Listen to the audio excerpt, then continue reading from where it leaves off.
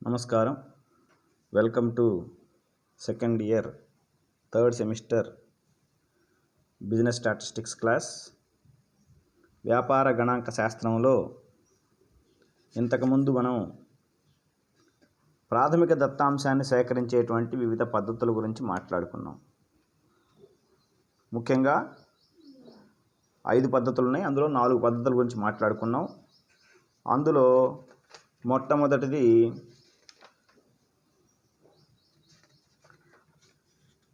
మౌఖిక చర్చా పద్ధతి, దాని యొక్క ప్రయోజనాలు పరిమితులు మాట్లాడుకున్నాం. తర్వాత రెండవది పరోక్ష మౌఖిక విచారణ పద్ధతి, దాని యొక్క ప్రయోజనాలు పరిమితులు మాట్లాడుకున్నాం. ఆ తర్వాత విలేకరుల ద్వారా సమాచార సేకరణ కూడా చర్చించాం. తర్వాతది ప్రశ్నావళి, క్వశ్చనేర్ అని చెప్పుకున్నాం.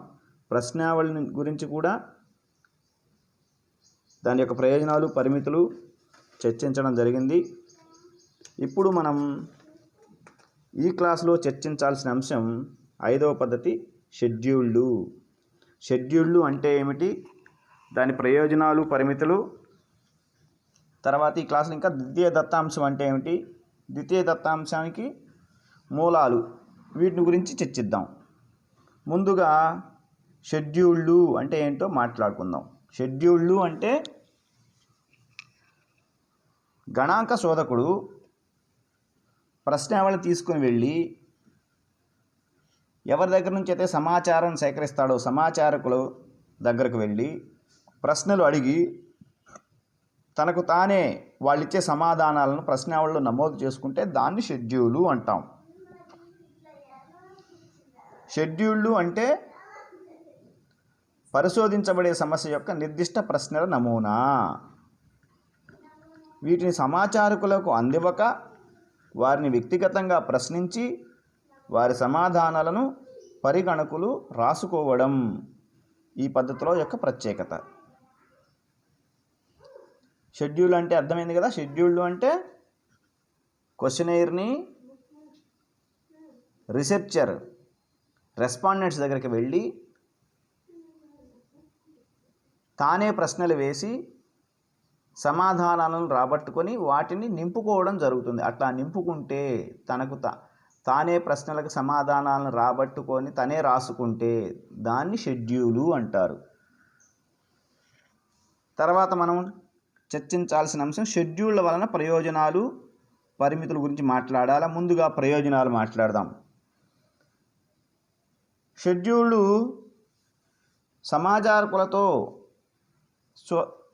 శోధకులకు ప్రత్యక్ష పరిచయం ఏర్పడుతుంది, వ్యక్తిగత పరిచయం ఏర్పడుతుంది.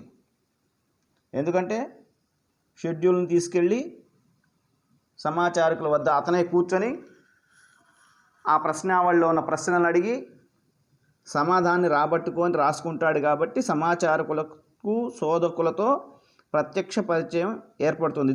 దానివల్ల ఏమవుతుందంటే విశ్వసనీయమైన యథార్థమైన దత్తాంశాన్ని పొందడానికి అవకాశం ఉంటుంది. అది మొట్టమొదటి ప్రయోజనం. తర్వాత రెండవ ప్రయోజనం నిరక్షరాస్యులైనటువంటి వ్యక్తుల నుండి కూడా ఈ పద్ధతిలో సమాచారాన్ని సేకరించవచ్చు. మూడవ ప్రయోజనం ప్రశ్నలు ముందుగానే నిర్దిష్టంగా ముద్రించబడతాయి కనుక శోధకుడు పక్షపాత వైఖరిని అవలంబించలేడు. తర్వాత నాలుగవ ప్రయోజనం పరిగణకులు సమాచారకుల సందేహ నివృత్తి చేయగలరు కనుక జవాబులను సంతృప్తిగా పొందే అవకాశం ఉంటుంది. ఇక్కడ పరిగణకులు అంటే అర్థం ఏంటంటే గణాంక శోధకుడి కింద ఎవరైనా రీసెర్చ్ అసిస్టెంట్స్గా ఉంటే వాళ్ళు సమాచారకుల వద్దకు వెళ్ళి సమాచారాన్ని సేకరిస్తే వాడిని పరిగణకులు అంటున్నాం. సమాచారకులు అంటే అర్థం ఎవరైతే సమాచారాన్ని దత్తాంశాన్ని ఇస్తున్నారో వాళ్ళని సమాచారకులు అంటున్నాం. పరిగణకులు అంటే వాళ్ళ దగ్గర నుంచి సమాచారం సేకరించే వాళ్ళని పరిగణకులు అంటున్నాం. గణాంక శోధకుడు అంటే అసలు గణాంక సమస్యకు పరిష్కారం కనుక్కునే మార్గంలో ప్రయాణించేటువంటి వ్యక్తిని గణాంక శోధకుడు అంటాం. అంటే ఇక్కడ 3 పదాలు మీరు అర్థం చేసుకోవాలి. గణాంక శోధకుడు అంటే రీసెర్చర్, పరిగణకులు అంటే అతని కింద సమాచారాన్ని సేకరించడానికి ఉన్న వ్యక్తులు, రీసెర్చ్ అసిస్టెంట్స్. సమాచారకులు అంటే రెస్పాండెంట్స్, సమాచారాన్ని ఇచ్చేవాళ్ళు. సో 4వ ప్రయోజనంలో ఏం మాట్లాడుకుంటున్నాం అంటే పరిగణకులు సమాచారకుల సందేహ నివృత్తి చేయగలరు కనుక జవాబులు సంతృప్తిగా పొందే అవకాశం ఉంటుంది. ఇవి 4 షెడ్యూళ్ళ వలన ప్రయోజనాలు. తర్వాత షెడ్యూళ్ళ వలన లోపాల గురించి మాట్లాడుకోవాలి. షెడ్యూల్ వలన మొదటి లోపం ఏంటంటే ఈ పద్ధతిలో 2 విధాల ఖర్చు ఉంటుంది. పరిగణకుల ఖర్చు మరియు షెడ్యూళ్ళ తయారీ ఖర్చు 2 ఉంటుంది. అంటే ఖర్చు కొంచెం ఎక్కువయ్యే అవకాశం ఉంది అనేది షెడ్యూల్లో మొదటి లోపం. రెండవది, గణకుల యుక్తి శక్తులపైనే సమాచార నాణ్యత, విశ్వసనీయత ఆధారపడి ఉంటుంది. అంటే ఇక్కడ పరిగణకులు యుక్తులు ఉపయోగించి అవసరమైన సమాచారాన్ని జాగ్రత్తగా సేకరిస్తే ఆ సమాచారం నాణ్యత కలిగి ఉంటుంది, విశ్వసనీయత కలిగి ఉంటుంది. తర్వాతది మూడవ లోపం, పరిగణకులను ఎంపిక చేసి శిక్షణ ఇచ్చి తర్వాత వారి కార్యకలాపాలను పర్యవేక్షించాలి. అందువలన ఈ పద్ధతి సాధారణ రీసెర్చర్స్కి ఇది అనుకూలమైనది కాదు, సాధారణులకు అనుకూలమైనది కాదు. ఎందుకు అంటే పెద్ద పెద్ద రీసెర్చ్ ఇన్స్టిట్యూషన్సే ఇట్లాంటి షెడ్యూళ్లను ద్వారా సమాచారాన్ని సేకరిస్తాయి. ఎందుకంటే పరిగణకులని సెలెక్ట్ చేసుకోవాలి. ఒక రీసెర్చ్ సూపర్వైజరు రీసెర్చ్ అసిస్టెంట్స్ని పెట్టుకొని వాళ్ళకి ట్రైనింగ్ ఇచ్చి వాళ్ళ ద్వారా షెడ్యూల్ ద్వారా సమాచారాన్ని సేకరించాలి. కాబట్టి ఇది పెద్ద పెద్ద సంస్థలైతే చేయగలవు, కానీ సాధారణ రీసెర్చర్స్కి అంటే మన డిగ్రీ కాలేజీల్లో ఉండేటువంటి రీసెర్చ్కి ఇది సాధ్యమయ్యేటువంటి పని కాదు, అనుకూలమైనది కాదనమాట. తర్వాత మనం ఈ క్లాస్లో చర్చించాలనుకున్న అంశం ద్వితీయ దత్తాంశము.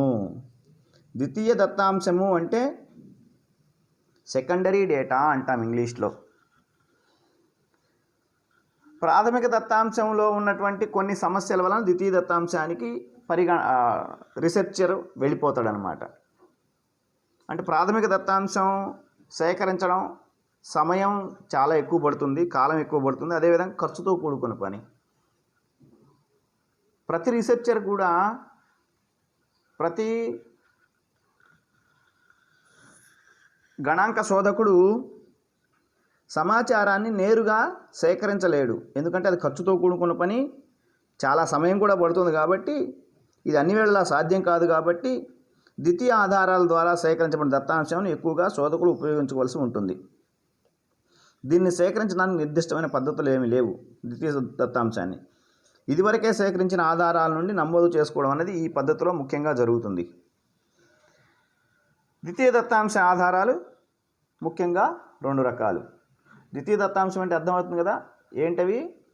ఇంతకుముందు వేరే సంస్థలు కానీ ఇతరులు కానీ ఇతర వ్యక్తులు కానీ సేకరించినటువంటి సమాచారాన్ని మన గణాంక శోధనకు ఉపయోగించుకుంటే, సేకరిస్తే అలాంటి దత్తాంశాన్ని ద్వితీయ దత్తాంశము అంటాం.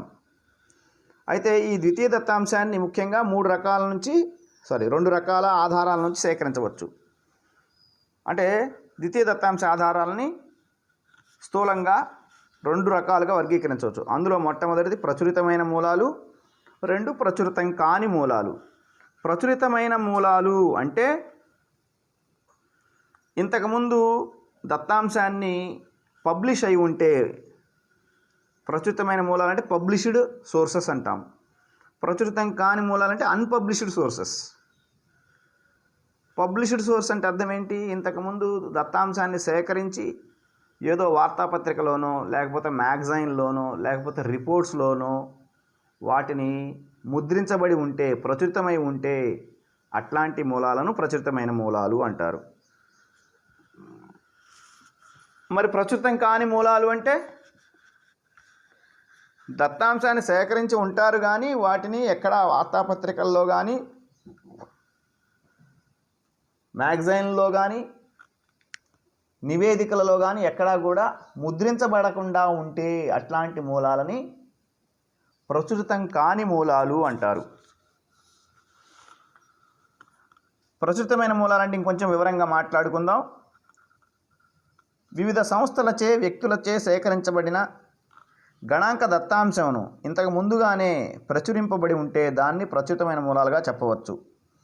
బహిర్గత స్వభావం గల గణాంక శోధనల్లో మరియు సాధారణ గణాంక శోధనల్లో ఫలితాలను ముద్రించి ప్రజల ఉపయోగానికి సిద్ధంగా ఉంచుతారు. అట్లాంటి మూలాలను ప్రచురితమైన మూలాలు అంటారు. ఎవరైతే తమ శోధనకు ఈ ముద్రిత సమాచారాన్ని ఉపయోగిస్తారో వారికి ఈ దత్తాంశం ద్వితీయ దత్తాంశం అవుతుంది. ఈ రకమైన దత్తాంశాన్ని క్రింది వాటి నుంచి పొందవచ్చు. అంటే రకరకాల ముద్రిత లేదా ప్రచురితమైనటువంటి మూలాల గురించి ఇప్పుడు చర్చిద్దాం. అందులో మొట్టమొదటిది ప్రభుత్వ ప్రచురణలు. ప్రభుత్వ ప్రచురణలు అంటే ప్రభుత్వాలు అంటే కేంద్ర రాష్ట్ర ప్రభుత్వాలు. వాటిలోని వివిధ మంత్రిత్వ శాఖలు అనేక విషయాలపై గణాంకాలను క్రమం తప్పకుండా ప్రచురిస్తాయి, పబ్లిష్ చేస్తాయి. ముఖ్యమైన అధికారిక ముద్రణలుగా ఉత్పత్తికి సంబంధించిన నెలవారీ గణాంకాలు, పరిశ్రమలకు సంబంధించిన వార్షిక సర్వేలు, జాతీయ ఆదాయ గణాంకాలు, జనన మరణ గణాంకాలు, వివిధ శాఖల పరిపాలనా నివేదికలు మొదలైనవి ప్రభుత్వ ప్రచురణలుగా చెప్పుకోవచ్చు. అవి ముద్రించే సంస్థలు కూడా ఉన్నాయి, కొన్ని ముద్రించే సంస్థలు. అందులో మొట్టమొదటిది registrar general of India, census commissioner of India, labour bureau, ఆర్థిక గణాంక శాఖల డైరెక్టరేటు, జాతీయ ప్రత్యయన సర్వే సంస్థ మరియు కేంద్ర గణాంక సంస్థలుగా చెప్పుకోవచ్చు. ఈ సంస్థలన్నీ కూడా ప్రభుత్వం తరపున వివిధ గణాంకాలను సేకరించి ముద్రిస్తాయి. ఇలాంటి ముద్రణల్ని గణాంక శోధకుడు తన పరిశోధనకి ఉపయోగించుకోవచ్చు. తర్వాత రెండవది పాక్షిక ప్రభుత్వ సంస్థల ప్రచురణలు. పాక్షిక ప్రభుత్వ సంస్థల ప్రచురణలు అంటే కొన్ని సంస్థలు ప్రభుత్వ అజమాయిషీ కింద గణాంక శోధనలు జరిపి ఫలితాలను నివేదిక రూపంలో ముద్రించడం జరుగుతుంది. అటువంటి ప్రచురణలను పాక్షిక ప్రభుత్వ సంస్థల ప్రచురణలు అంటారు. వీటికి ఉదాహరణలుగా రిజర్వ్ బ్యాంకు, గణాంక శాఖ, ఆర్థిక వృద్ధి సంస్థ, పురపాలక సంస్థలు, వివిధ జిల్లాల బోర్డులు మొదలైన సంస్థలు వివిధ రంగాలలో కూలంకష అధ్యయనం చేయడానికి దత్తాంశాన్ని అందించే నివేదికలను ప్రచురిస్తాయి. తర్వాత మూడవ ప్రచురితమైన మూలాలు వర్తక వాణిజ్య సంస్థల ప్రచురణలు. వర్తక వాణిజ్య సంస్థలు అంటే తెలుసు మీకు, వ్యాపార సంస్థలు. వ్యాపార రంగంలో గల పెద్ద వ్యాపార సంస్థలు మరియు వాణిజ్య మండలులు అప్పుడప్పుడు వర్తక వాణిజ్య రంగాలకు సంబంధించిన దత్తాంశాన్ని ప్రచురిస్తూ ఉంటాయి. ఉదాహరణకు టాటా సంస్థలచే ప్రచురించబడిన గణాంకాలు, భారత వాణిజ్య మండలి లేదా పారిశ్రామిక మండలి వారి గణాంకాలు, స్టాక్ ఎక్స్చేంజీల నివేదికలుగా ఇట్లాంటి వాటికి ఉదాహరణగా చెప్పుకోవచ్చు. తర్వాత నాలుగవ ప్రస్తుతమైనటువంటి మూలాల్లో నాలుగవది పరిశోధకులు జరిపిన ప్రచురణలు. పరిశోధకులు అంటే యూనివర్సిటీల్లో కానివ్వండి, పెద్ద పెద్ద రీసెర్చ్ సంస్థల్లో కానివ్వండి, పరిశోధకులు వాళ్ళ యొక్క పరిశోధన ఫలితాలను ప్రచురిస్తారు. అట్లాంటి వాటిని పరిశోధకులు జరిపిన ప్రచురణలు అంటాం. ఇంతకుముందే పరిశోధనా సంస్థలు మరియు విశ్వవిద్యాలయాల పరిశోధకులు నివేదికల నుంచి తీసుకునే దత్తాంశం ఇది. ఉదాహరణకు national institute for rural development, national council for applied economic research మరియు విశ్వవిద్యాలయాల్లో పరిశోధకుల సిద్ధాంత వ్యాసాలుగా చెప్పుకోవచ్చు. తర్వాతది ఐదవ ప్రచురితమైన మూలం వార్తాపత్రికలు. వార్తాపత్రికలు అంటే మీకు తెలుసు బాగానే, మన చుట్టూ ఉండేటువంటి మనకి తెలంగాణలో కనపడేటువంటి ఈనాడు, వార్త, ఆంధ్రజ్యోతి, ఆంధ్రభూమి, సాక్షి, నమస్తే తెలంగాణ, ఇట్లాంటివన్నీ కూడా వార్తాపత్రికలు అనుకుంటాం. అయితే జాతీయ స్థాయిలో ఉండే వార్తాపత్రికలు ఉంటాయి. అట్లాంటి వార్తాపత్రికల్లో ఎక్కువ గణాంకాలు దొరుకుతాయి మనకి. అంటే వివిధ రంగాల్లో అవసరమైన దత్తాంశాన్ని వార్తాపత్రికలు ప్రచురిస్తాయి. కొన్ని పత్రికలు ప్రత్యేకంగా ఆయా రంగాల్లో నియతమై ఉంటాయి. ఉదాహరణకు సాంఘిక, ఆర్థిక, వర్తక, విత్త వ్యవహారాలకు సంబంధించిన గణాంక దత్తాంశాన్ని అందించేందుకు ది ఫైనాన్షియల్ ఎక్స్ప్రెస్ అని, ది ఎకనామిక్ టైమ్స్ అని, క్యాపిటల్ అని, కామర్స్ జర్నల్స్ ఉంటాయి. ఇట్లాంటి పత్రికలు కొంత దత్తాంశాన్ని అందించగలవు గణాంక శోధకుడికి. అవసరమైన దత్తాంశాన్ని గణాంక శోధకుడు అలాంటి వార్తాపత్రికల యొక్క ప్రచురణల నుంచి దత్తాంశాన్ని సేకరించవచ్చు. తర్వాతది 6వది చివరిది అయినటువంటి ప్రచురితమైన మూలం అంతర్జాతీయ సంస్థల నివేదికలు. పరిశోధకులు పరిశోధనకు విలువైన దత్తాంశాన్ని అంతర్జాతీయ సంస్థల నివేదికల నుండి కూడా సేకరించవచ్చు. వీటిని అందించే ముఖ్యమైన సంస్థలుగా కొన్నిటిని చెప్పుకోవచ్చు. అందులో మొట్టమొదటిది అంతర్జాతీయ శ్రామిక సంస్థ, అదే ఇంటర్నేషనల్ లేబర్ ఆర్గనైజేషన్, ILO అంటాం. ప్రపంచ ఆరోగ్య సంస్థ, ఈ మధ్య ఈ పేరు బాగా వింటున్నాం, WHO, వరల్డ్ హెల్త్ ఆర్గనైజేషన్. తర్వాత అంతర్జాతీయ ద్రవ్య నిధి మూడవది, IMF అంటాం, ఇంటర్నేషనల్ మానిటరీ ఫండ్. అదేవిధంగా అంతర్జాతీయ గణాంక విద్యా సంస్థ. 5వది ఐక్యరాజ్య సమితి ప్రచురణలు. ఐక్యరాజ్య సమితి అంటే తెలుసుగా UNO, యునైటెడ్ నేషన్స్ ఆర్గనైజేషన్. ఈ విధంగా అంతర్జాతీయ సంస్థల నివేదికల నుండి కూడా గణాంక శోధకుడు తనకు అవసరమైనటువంటి దత్తాంశాన్ని సేకరించే అవకాశం ఉంది. ఇవి వివిధ రకమైనటువంటి పరిచయితమైనటువంటి మూలాలు. ఇది చాలా ఇంపార్టెంట్ క్వశ్చన్. బాగా చదివి నోట్స్ ప్రిపేర్ చేసుకొని ప్రిపేర్ అవ్వండి. ధన్యవాదములు.